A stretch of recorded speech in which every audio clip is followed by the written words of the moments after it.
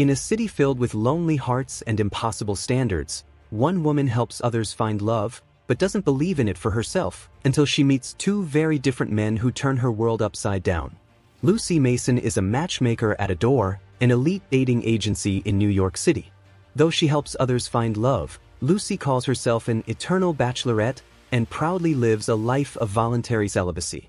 In her mind, the only reason she'd ever get married is if the man is very rich. She's sharp, confident, and incredibly good at her job as she's already responsible for 9 weddings. But behind her success lies deep frustration. Her clients are demanding, picky, and often unrealistic. One of them, Sophie, is a 39-year-old lawyer who's desperately trying to find love, even if it means settling. But still, none of her matches ever go past a first date. When Lucy attends a client's wedding, one she helped create, the bride Charlotte has cold feet. She's crying, questioning if she's marrying for the right reasons. Lucy comforts her, telling her that marriage is a business deal, and like all deals, you can walk away if it doesn't feel right.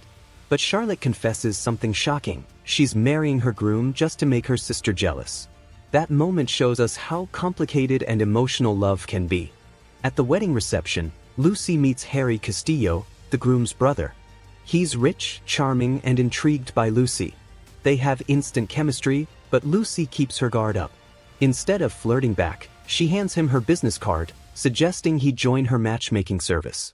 But Harry isn't the only ghost from Lucy's past at this wedding. Her ex-boyfriend John is working there as a caterer. They haven't seen each other in years. He's still chasing his dream of being an actor.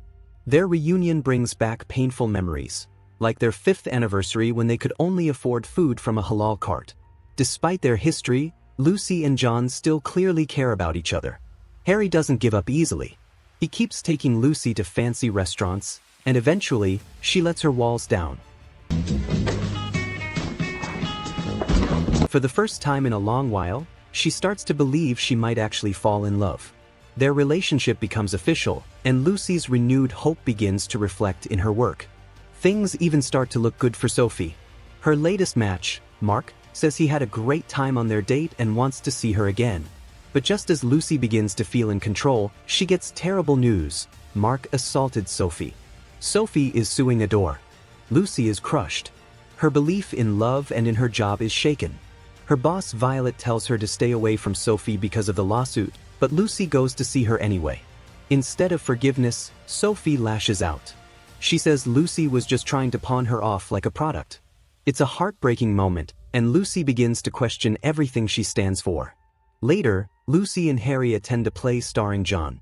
Afterward, they all go out for drinks. In a quiet moment, John senses Lucy is troubled and tries to comfort her, but it backfires. She snaps at him and leaves.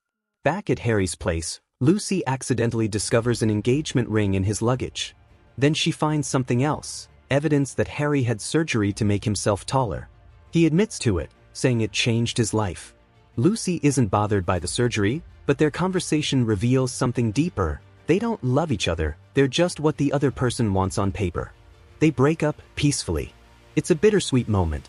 With no place to stay, Lucy goes to John. He invites her to go upstate with him, using money he earned from his play. While away, they attend a wedding, uninvited. In a sweet, spontaneous moment, Lucy kisses John. But when John asks if they're getting back together, Lucy says she's unsure. She loves him, but she's scared. She admits that when they were together before, she let his lack of money ruin the love they had. Then, Lucy gets a panicked call from Sophie. Mark is outside her apartment, and the police won't help. Lucy and John rush back to the city, but Mark is already gone. Lucy helps Sophie file a restraining order. They finally reconcile, and Sophie tells her she truly needed her. Before leaving, John makes one last appeal to Lucy. He tells her he never stopped loving her and promises to work harder to support her. This time, Lucy says yes. They decide to try again, not for status or money, but for love. Lucy gets a surprising offer from Violet. She's being promoted to lead the New York office. Lucy, who had planned to quit, isn't sure what to do, but agrees to consider it. In the final scene, Lucy and John are having lunch in Central Park. He proposes, and she says yes. It's a full-circle moment for a woman who once believed she would die alone or marry rich. In the end, she chose love. If you enjoyed this emotional journey filled with heartbreak, hope, and true love, don't forget to hit that like button. Share this video with your fellow movie lovers, and subscribe for more powerful movie recaps told in simple, heartfelt words.